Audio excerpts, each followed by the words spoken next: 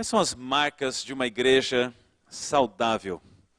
Não sei se você já refletiu a respeito disso. Nós tivemos o privilégio, aqui na nossa igreja, mês de janeiro e fevereiro, estudarmos quais seriam as marcas de uma igreja saudável. E nós vamos ter a oportunidade, então, nessa conferência, Edificando Igrejas Saudáveis, de focarmos e olharmos para algumas dessas marcas. Eu já quero convidar o pastor Wilson Porte Júnior para que venha à frente. Já é nosso conhecido, é pastor da Igreja Batista Liberdade em Araraquara, e nós temos o privilégio de tê-lo mais uma vez com a gente. Ele não está bem de saúde, está gripado, acabou de chegar de uma maratona lá em Fortaleza e está aqui com a gente. Deus o tem usado, e nossa oração é que Ele possa usá-lo na nossa vida nesta noite. Obrigado, pastor Wilson, por estar conosco. Boa noite, irmãos. Graça e paz. É uma alegria estar de volta aqui nessa igreja e, de modo especial, participando de mais um evento desse ministério que tem procurado falar sobre igrejas saudáveis. E eu já tive a oportunidade de falar a respeito desse mesmo assunto em algumas outras igrejas e é sempre muito bom revisitar a palavra de Deus no que diz respeito a revisitarmos, relembrarmos aquilo que Deus espera de nós como seu povo. Antes de eu falar, eu gostaria de mencionar 2 livros de alguns que eu escrevi, que eu trouxe. Eu trouxe 4 livros, amanhã eu vou falar de outros 2. Um deles é esse pequenininho, que se chama Visão Cristã sobre a Bíblia.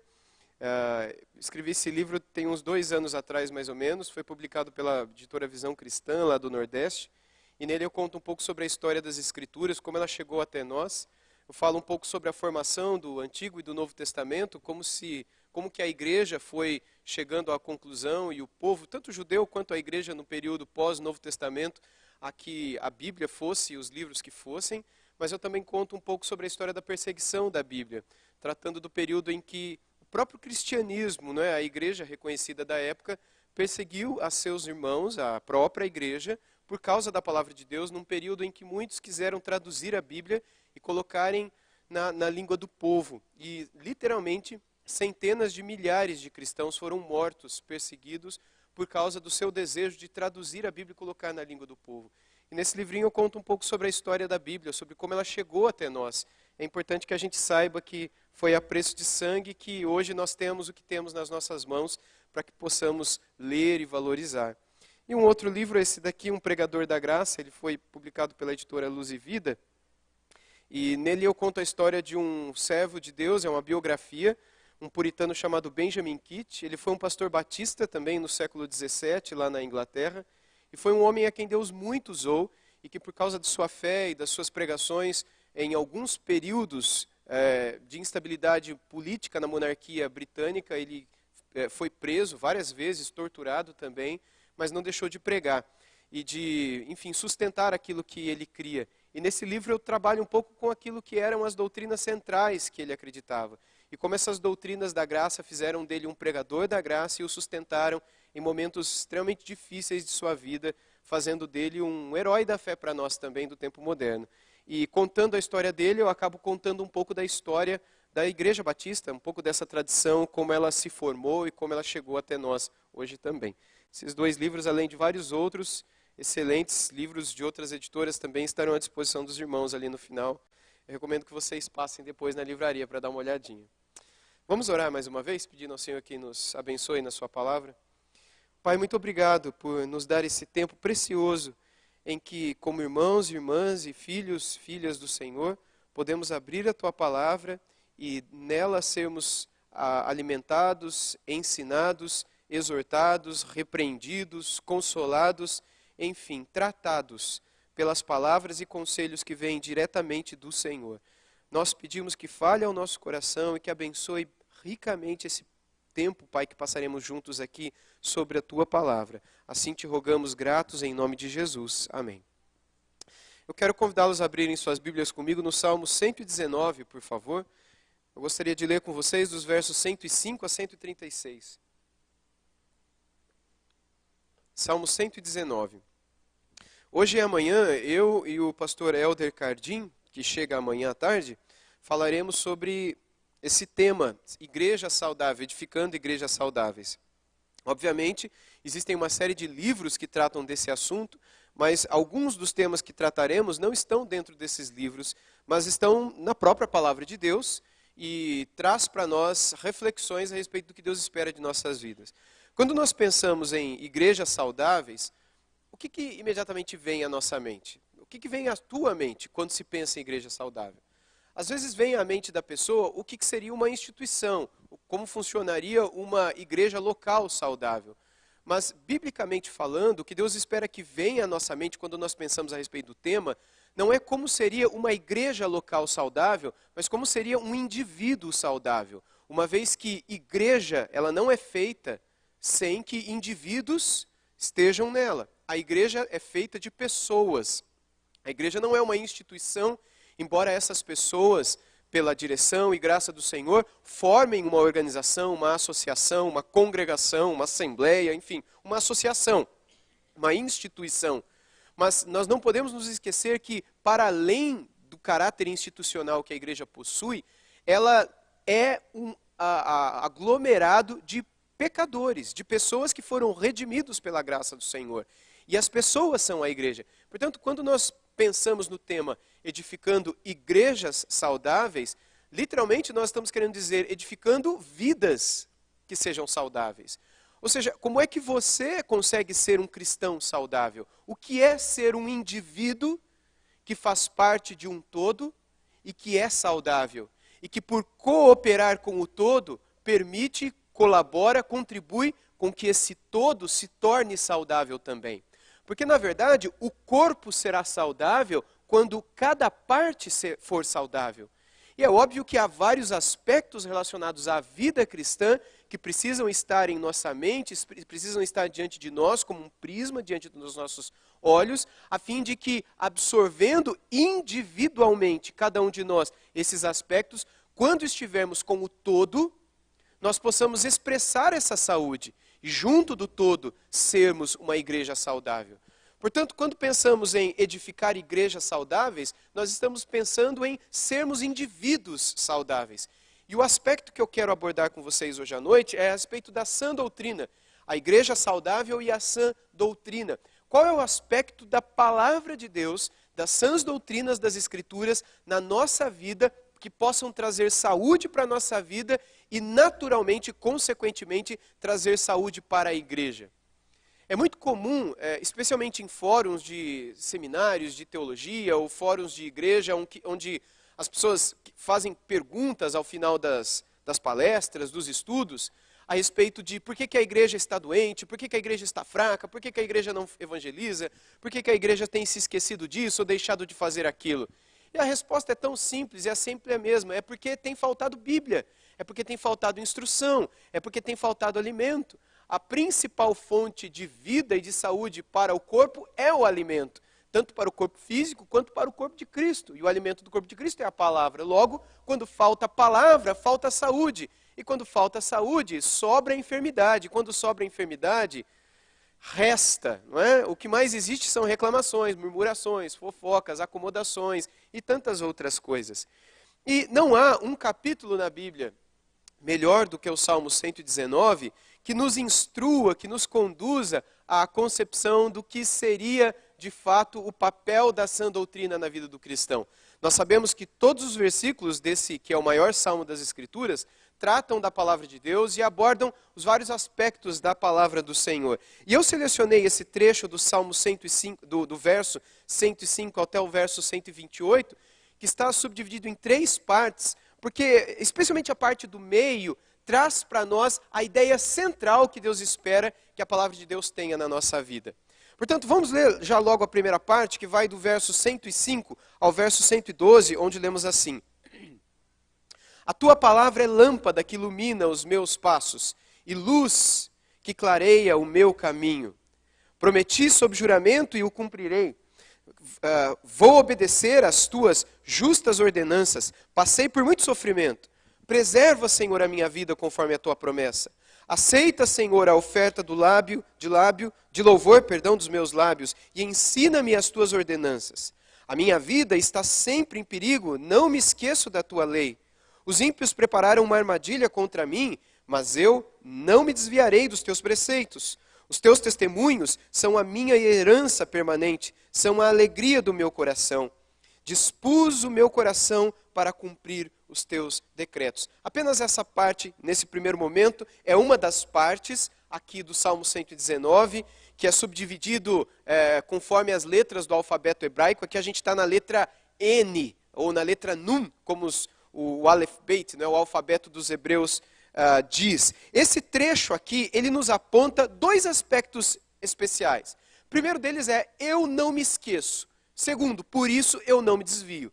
Não me esqueço do quê? Não me esqueço da tua palavra. Por isso a expressão do verso 105, que a palavra é sempre a luz que guia as nossas decisões. É sempre a lâmpada que ilumina os nossos passos. Quando nós temos dúvidas, quando nós temos temores, quando nós temos incertezas, quando nós individualmente temos inconsistências a respeito da nossa própria vida, o que é que vai nos colocar no caminho novamente? É a palavra.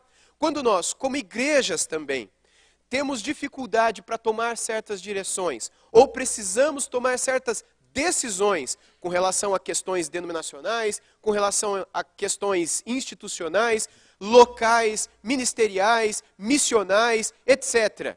Ministeriais, qual é o guia que deve sempre conduzir as nossas decisões? Bem, ao longo de toda a história da igreja, os teólogos têm sempre afirmado que a regra única de fé para a igreja é a palavra.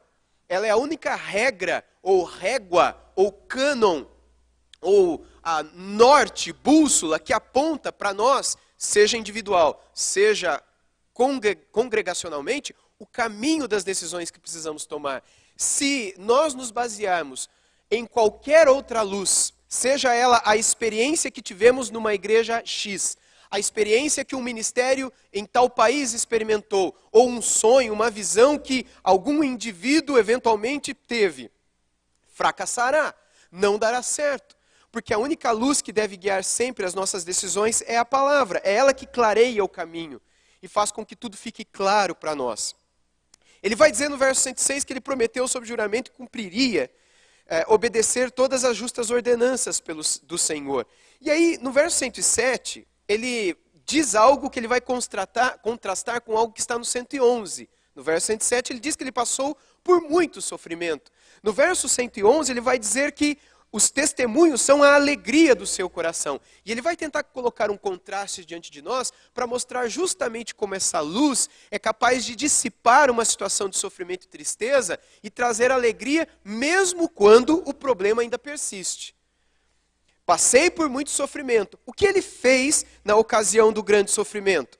Bom, ele diz que fez 3 coisas, ou pelo menos 3 coisas estão em sua memória. E são as coisas que ele coloca ou aponta nos versos 107 e 108. Ele diz, preserva, aceita e ensina.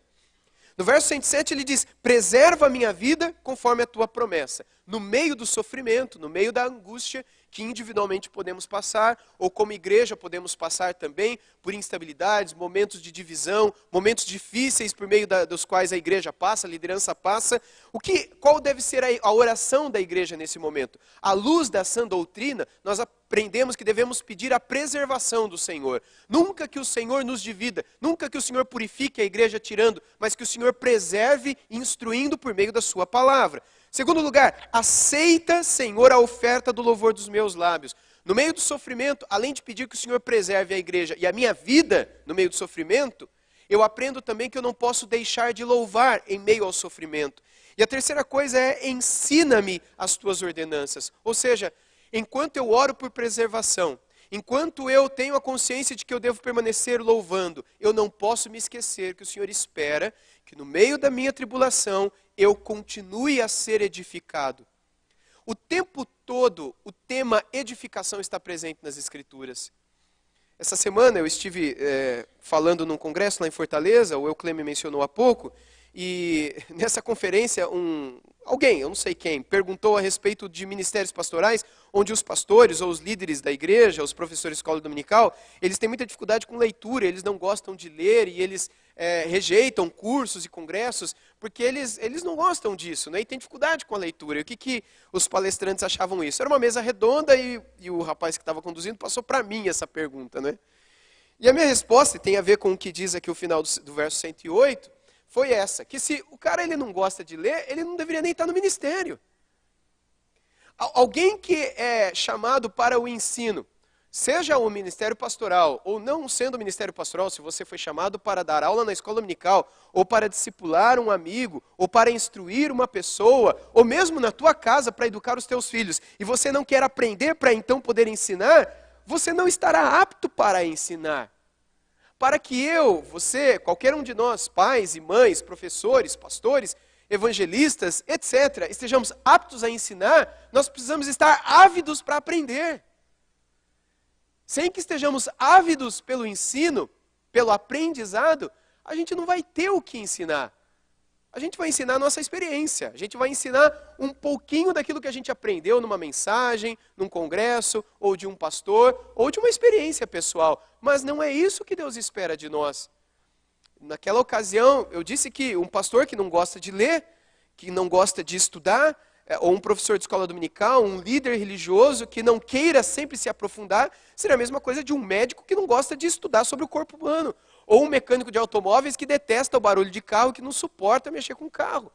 Ou um advogado que não gosta de ler sobre lei, ou um juiz que não gosta de julgar, ou um jogador de futebol que na verdade gosta de jogar boccia.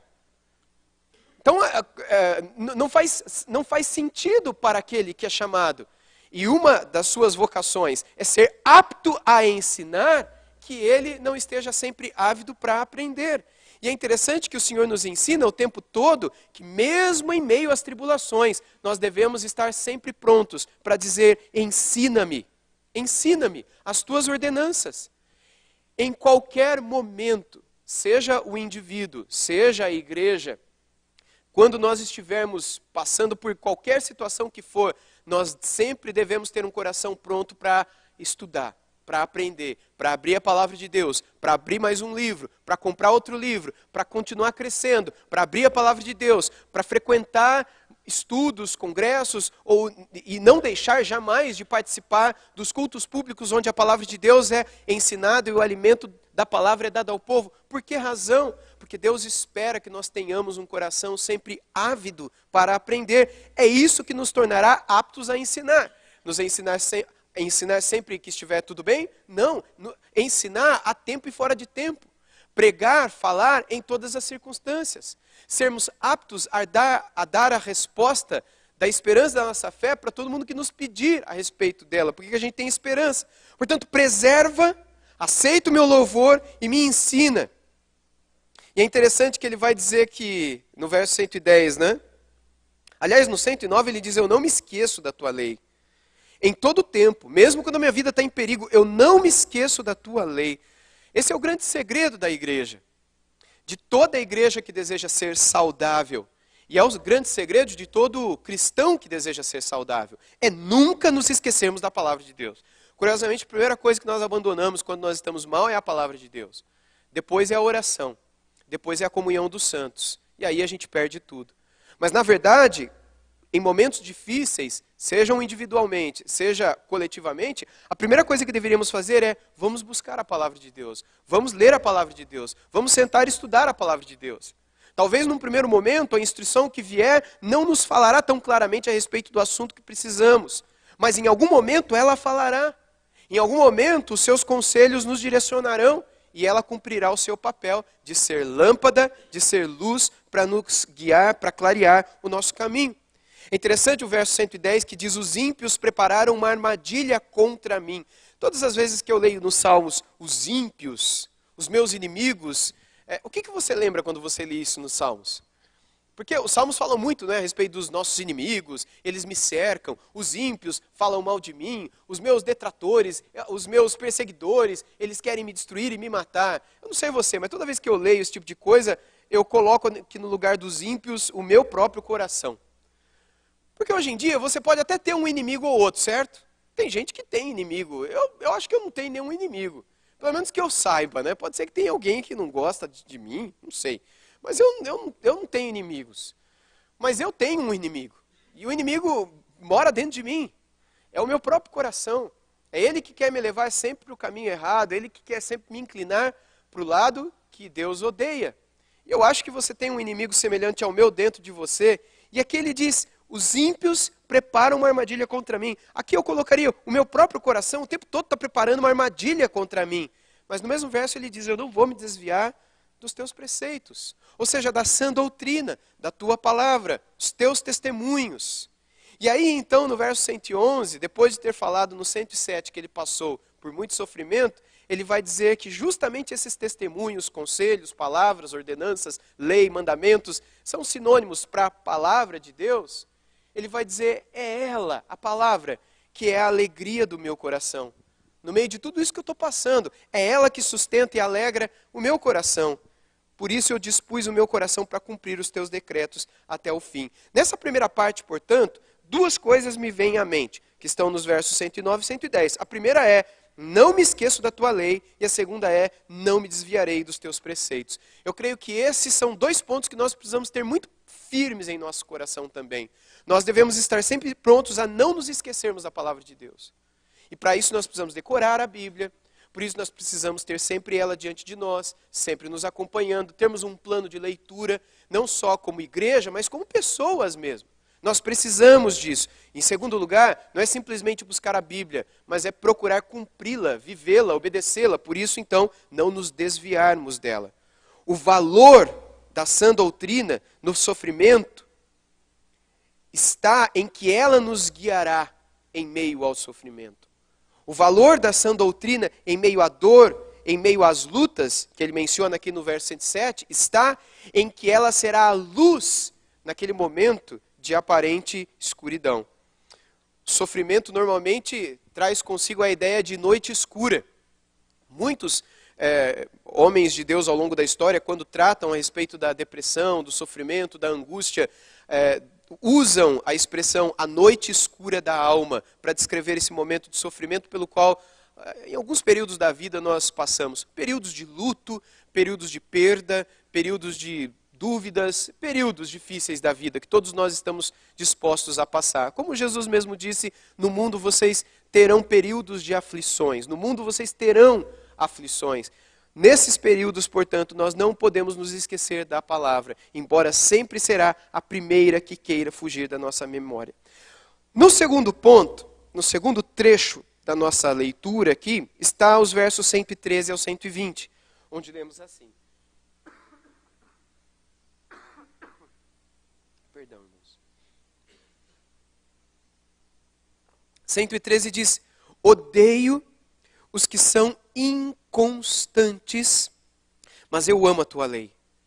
Tu és o meu abrigo e o meu escudo, na tua palavra coloquei minha esperança. Afastem-se de mim os que praticam o mal, eu quero obedecer aos mandamentos do meu Deus. Sustenta-me segundo a tua promessa e eu viverei. Não permitas que se frustrem as minhas esperanças. Ampara-me e estarei seguro. Sempre estarei atento aos teus decretos. Tu rejeitas, todos os que se desviam dos teus decretos. Pois os seus planos são enganosos e são inúteis. Tu destróis como refúgio todos os ímpios da terra, por isso amo os teus testemunhos. O meu corpo estremece diante de ti, as tuas ordenanças enchem-me de temor. Bom, logo no começo desse segundo trecho, que já é uma outra letra do alfabeto, a letra Samek, ou a letra que seria uma espécie de S para nós, ele começa a falar que ele possui um certo ódio. E o ódio aqui é por aqueles que estão longe da palavra. Ele vai descrever isso ao longo de todos os versículos, que vão até o versículo 120. Mas quem são os que estão distantes da palavra? E aqui eu gostaria que você prestasse muito atenção, porque talvez seja a parte mais importante de todo esse trecho. No verso 113 ele diz, eu odeio os que são inconstantes. Eu não sei se na tua versão está alguma outra palavra, mas no texto original é justamente essa que aparece ali. A inconstância. O que é a inconstância? O que é ser inconstante em algo? Bom, automaticamente é você não ser constante em algo. É você não ser disciplinado nesse algo. É você não ter regularidade, é não fazer desse algo um hábito em sua vida. Um hábito saudável, um ritual saudável. Há pessoas que acreditam que ter o hábito ou o ritual de sempre lerem a palavra de Deus, talvez não seja algo tão saudável assim, mas muito pelo contrário. O que é perigoso e que não é saudável para o povo de Deus é a inconstância na leitura e no hábito de uma vida devocional. O que Deus espera do seu povo é que todo o seu povo seja constante. Deus odeia a inconstância. Deus odeia as nossas preguiças. É muito interessante, são muito interessantes, não é? Vários trechos de Provérbios, como por exemplo Provérbios 24, Provérbios capítulo 10 e vários outros trechos, Provérbios capítulo 6, Provérbios 6, a partir do verso 6, fala sobre a indústria da formiga, vocês lembram? Vai ter com a formiga, ó, preguiçoso, Provérbios 6:6, ele vai até o verso 11, falando sobre o trabalho da formiga, como ela se prepara durante o estio, durante o verão, e ela é diligente, prudente durante a ceifa. E aí ele vai dizer dos preguiçosos, que é um pouco para dormir, um pouco para tosquenejar, um pouco para cruzar os braços, um pouco para descansar. E aí então a preguiça vem como um ladrão, e enfim, as necessidades, diz o texto lá, o pegarão de susto. E aí no Salmo, em Provérbios também, no capítulo 24, ele volta a falar, mas ali ele não fala a respeito da formiga, mas em Provérbios 24 ele fala sobre o campo do preguiçoso. E quais são as consequências do campo do preguiçoso? E são muito interessantes os paralelos entre o campo do preguiçoso com os paralelos da vida dos inconstantes. Qual é a vida dos inconstantes, a respeito dos quais o salmista aqui no 119, verso 113 trata? É a vida daquele que hoje está e amanhã não, na palavra de Deus. É a vida daquele que hoje ora e amanhã não ora. É a vida daquele que hoje faz planos de uma vida saudável na palavra de Deus, mas que depois de um tempo perde toda essa saúde, perde toda essa constância, perde toda essa habitualidade e vive um buraco, um gap enorme, longe da palavra, trazendo, obviamente, consequências para a sua própria vida. E talvez você imagine que essas consequências sejam inofensivas, mas na hora em que você estiver enfrentando as duras tentações, as duras pressões do pecado, você verá o quanto a ausência da palavra fará falta, o quanto você estará fraco, o quanto te faltará luz, o quanto te faltará clareza e força para enfrentar aquilo que com a palavra seria muito mais fácil. Nesse trecho nós lemos, eu odeio os que são inconstantes. No verso 14, 114 ele diz, mas tu és o meu abrigo, o meu escudo. Para que eu tenha uma vida de constância na palavra de Deus, eu preciso me abrigar e me escudar no próprio Deus. Sem que eu assim o faça, facilmente eu me desviarei de sua palavra e me afastarei dos seus caminhos. Ao invés de me afastar dos seus caminhos, veja o desejo dele no verso seguinte, o verso 115. Afastem-se de mim os que praticam o mal. Quem são os que praticam o mal? São os inconstantes. São aqueles que não possuem uma vida pia, uma vida piedosa, uma vida de oração e consagração. Por isso são ímpios ou ímpias. No verso 116 ele vai dizer, sustenta-me. E aí então eu viverei. Sustenta-me segundo a tua promessa e eu viverei. Não permitas que se frustrem as minhas esperanças. Quais são as minhas esperanças aqui?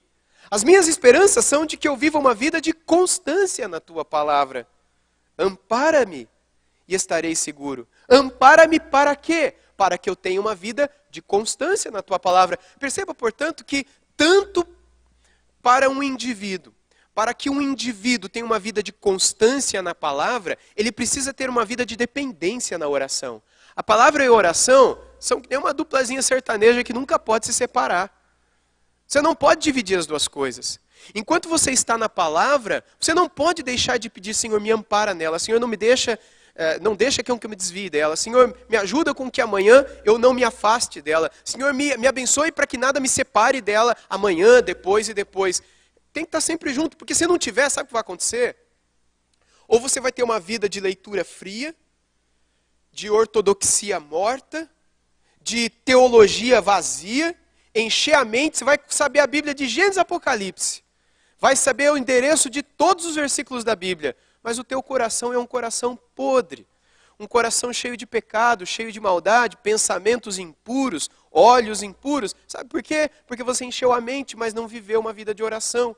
É a vida de oração que te mantém em comunhão, enquanto os teus olhos abertos no texto é o que alimenta a tua alma e aquece o teu coração, para que você então possa reproduzir isso através de respostas, que são as nossas orações. Nós ouvimos e falamos, nós lemos e oramos. Mas enquanto oramos, pedimos sempre: me ampare, me sustente e não permite que se frustrem as minhas esperanças, que é de viver uma vida de constância. No quê? Nos teus decretos, nos teus testemunhos. No verso 120, ele vai dizer: o meu corpo estremece diante de ti. Irmãos, como nós precisamos conhecer essa realidade.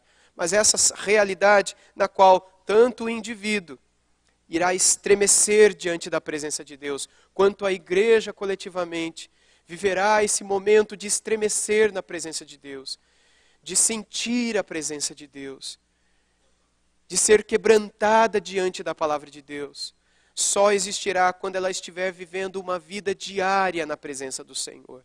E não há nada melhor na nossa comunhão com Deus do que dia após dia nos colocarmos em oração e sentirmos a sua presença. Não há nada melhor e mais fortalecedor do que dia a dia, ao amanhecer, recebemos da palavra uma direção e algo que nos sustenta ao longo de todo o dia. E no final do dia, recebemos uma palavra e podemos nos colocar diante dele, fazendo com que a gente consiga dormir em paz, porque recebemos um consolo que veio da tua palavra. Ela é luz, ela é lâmpada, e ela também nos faz estremecer, quebrantar e sentir essa doce e agradável presença do Senhor. Nós, como indivíduos e como igreja, não podemos nos esquecer disso, mas é somente na palavra que nós encontraremos isso. Seja um indivíduo, seja uma igreja, quando queira encontrar saúde de fato, isso será somente na palavra. E nós não podemos nos esquecer que Deus odeia a inconstância. Seja um indivíduo, a respeito do qual eu tenho muito falado, porque é dele que se forma a igreja. Seja o coletivo, a igreja, quando esta deixa a constância na leitura, na pregação e na proclamação e na defesa do Evangelho de nosso Senhor Jesus Cristo, a igreja deixará de ser amparada. Por que se levantam as heresias? E por que elas assaltam as igrejas? É porque perdeu-se a constância da palavra. Ou porque em algum momento alguém dormiu dentro da igreja. Talvez o pastor está pregando, mas muitas vezes os membros estão dormindo, estão cochilando, estão no WhatsApp, estão sabe lá com a cabeça onde. E aí então o que vai acontecer com essas pessoas? Elas perderão a constância e elas estarão desamparadas. Elas não estarão sustentadas, elas estarão desabrigadas, elas estarão dentro de casa, mas como que vivendo fora. Elas estarão vivendo num estado de absoluta insegurança. Seja doutrinal, a respeito das sãs doutrinas, seja espiritual. Situação de perigo. E é só a palavra, e voltando à palavra, que nós encontraremos um estado de constância novamente. E o último trecho dessa porção que eu tenho lido com vocês, vai do verso 121 ao verso 128, onde nós lemos o seguinte: tenho vivido com justiça e retidão, não me abandones nas mãos dos meus opressores. Garante o bem-estar do teu servo e não permitas que os arrogantes me oprimam. Os meus olhos fraquejam, aguardando a tua salvação e o cumprimento da tua justiça. Trata o teu servo conforme o teu amor leal e ensina-me os teus decretos. Sou teu servo, dá-me discernimento para compreender os teus testemunhos. Já é tempo de agires, Senhor, pois a tua palavra está sendo desrespeitada. Eu amo os teus mandamentos, mais do que o ouro puro. Por isso considero justos os teus preceitos e odeio todo caminho de falsidade. Não é surpreendente o verso 121? Tenho vivido com justiça e retidão. Irmãos, você é capaz de dizer isso aqui também? Se eu te desafiasse a fechar os olhos agora e a dizer para Deus uma oração, você seria capaz de dizer: Deus, eu tenho vivido com justiça e retidão. Eu não me desvio da tua palavra. No dia de hoje, eu agi de acordo com a salvação, fui justo e reto. E se o Senhor sondar o meu coração agora, o Senhor não vai encontrar nenhum pecado sequer. nenhuma sujeira sequer. Quem é capaz de dizer algo assim? Que responsabilidade, não é? E pensa, o Salmo é uma lição para nós. Nós somos desafiados a orarmos os Salmos. Os Salmos são uma lição, uma escola de oração para nós. Nós precisamos orar isso daqui. Mas é difícil cumprir isso daqui sem cumprir o que está no trecho anterior. E o que é que nós acabamos de ler no trecho anterior? Especialmente o verso 113. A constância. Como é possível que eu viva uma vida de justiça e retidão se eu não levo a sério a constância? Por isso, você também, voltando ao verso 113, precisa aprender a odiar a inconstância. Talvez, num primeiro momento, dizer isso todo dia em oração. Deus, eu odeio a inconstância. Deus, eu odeio a falta de hábito. Deus, eu odeio a preguiça. Deus, me ajuda a não ser inconstante. Me ajude a não ser preguiçoso. Me ajude a não ter um hábito, a não ter um ritual, a não ter algo que constantemente eu faça e que me faça alguém esclarecido, fortalecido, amparado, iluminado, guiado pela tua sã palavra. A fim de que quando eu estiver no meio do teu povo, que também vai estar iluminado, também vai estar amparado, as minhas irmãs, os meus irmãos, que também estarão sendo guiados pelo meu Espírito, os meus irmãos e as minhas irmãs, que também odiarão a inconstância, que também estarão vivendo um hábito da palavra, que quando a gente se juntar, a gente possa fazer tremer esse mundo, a gente possa fazer diferença nessa cidade, a gente possa ser como uma cidade edificada sobre a montanha para iluminar aqueles que estão ao nosso redor. Por quê? Porque nós estamos vivendo uma vida de justiça e retidão. Por quê? Porque nós temos odiado a inconstância. Razão pela qual nós estamos permanentemente nas sãs doutrinas. Quando individualmente vivemos assim, e semanalmente nos unimos uns aos outros como igreja, não tem como essa igreja ser doente. Tem? Não tem como essa igreja ser enferma. Portanto, uma característica, ou uma das grandes características de uma igreja saudável, sem dúvida nenhuma, é o lugar que ela dá à palavra. Em outras palavras, o que esse trecho que lemos há pouco quer nos ensinar é que Deus deseja acordar, despertar o seu povo para a palavra dele. Aqui a gente tem uma declaração de vida no verso 121. Eu tenho vivido assim. A nossa vida deve ser assim também, irmãos. Mas aí ele diz, não me abandones na mão dos meus opressores. Olha o meu pecado aí, o meu coração aqui de novo. Ó. Não abandone nas mãos, sabe quem são os meus opressores? É o meu coração. Garante o bem-estar do teu servo, não permites que os arrogantes me oprimam. Sabe quem são os arrogantes? É o meu coração. Que os meus olhos, aí ele continua, os meus olhos fraquejam, aguardando a tua salvação e o cumprimento da tua justiça. Mais uma vez, quando ele coloca aqui o nosso coração, os nossos pecados, que o tempo todo querem nos oprimir e querem nos levar para a arrogância, a gente tem que se lembrar daquela tríade escrita pelo apóstolo João, nas suas epístolas, a respeito da concupiscência da carne, o desejo demoníaco da nossa carne, a concupiscência dos olhos e a soberba da vida. Tudo aquilo que nos encanta aos olhos, mas que não enche a barriga, mas que encanta os nossos olhos, a ganância, a cobiça, etc. Aquilo que é da carne, que os nossos impulsos o tempo todo querem também. E o orgulho, a arrogância, muitas vezes diante do próprio Deus. Essa tríade, esse tripé, que o tempo todo sustenta todos os nossos pecados. Nós precisamos dizer que o Senhor nos guarde de tudo isso. Ele vai dizer no 123, os meus olhos fraquejam, aguardando a tua salvação e o cumprimento da tua justiça. E no 124 ele começa uma oração. Trata o teu servo conforme o teu amor leal, tua graça, tua misericórdia fiel. E ensina-me os teus decretos. E aí ele faz uma oração que os judeus chamavam de coleta. Aliás, não só eles, mas os nossos irmãos da igreja primitiva, depois na Idade Média, na época da Reforma, eles também chamavam de coleta essa oração. Que é, Senhor, dá-me isso para que eu possa fazer aquilo. Era sempre uma oração curtinha e simplesinha. Se vocês pegarem a liturgia ou a ordem de culto das igrejas antigas, do século XIV, do século VI, do século XVI, da época da Reforma Protestante, é muito comum nós encontrarmos trechos nessas liturgias, na ordem do culto, lá, momento da coleta. E aí, quando eu comecei a estudar sobre isso, eu achava que era o momento do dízimo, da oferta, o momento da coleta, né? Depois eu fui descobrir que coleta é um tipo de oração, uma oração curtinha, em que o povo realmente tinha essa consciência, o que eu quero fazer pelo Senhor? Para que eu possa fazer isso, o que eu preciso do Senhor?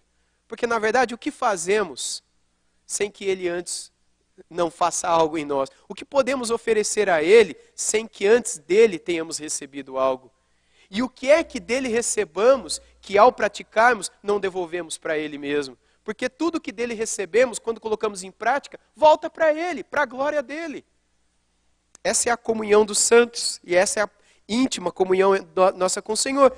E a coleta que está no 125 ele diz, primeiro uma afirmação, eu sou teu servo, e aí vem a coleta. Dá-me discernimento para compreender os teus testemunhos. É uma oração tão simples, irmãos. Mas é impressionante como Deus ama orações simples na palavra. É impressionante como a oração do nosso Senhor, a oração mestre da palavra de Deus, é uma oração tão simples também. E que também nos ensina a pedir coisas para que nós não caímos. Por exemplo, quando ele diz, na segunda parte da oração, onde essas coletas aparecem, o pão nosso de cada dia nos dai hoje, não é? E não nos perdoai as nossas dívidas como nós temos perdoado aos nossos devedores. Aqui é uma confissão. E não nos deixeis cair em tentação, mas livra-nos do mal. Ou seja, o desejo dele era que o Senhor o fortalecesse. Porque quando ele pede, na primeira parte do pão, o pão ali não é apenas o alimento físico, mas é tudo aquilo que nós precisamos para viver. A necessidade, é óbvio que o judeu entendia isso, e a gente percebe isso também na literatura do Antigo Testamento, que o pão simboliza a necessidade básica da vida. Por pão, entenda família, trabalho, água também, e outras coisas mais, saúde, espiritualidade, palavra, vida.